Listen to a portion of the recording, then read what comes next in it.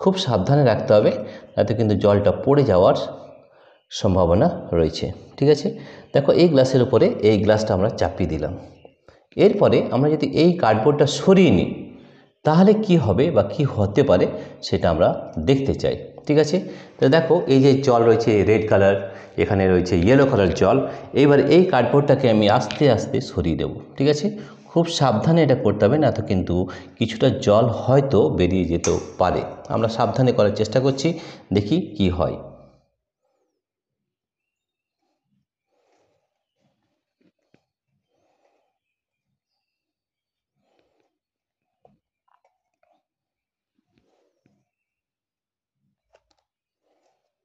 এই গ্লাসটাকে একদম এই গ্লাসের উপরেই থাকতে হবে, নয়তো কিন্তু জলটা বেরিয়ে যাওয়ার সম্ভাবনা রয়েছে।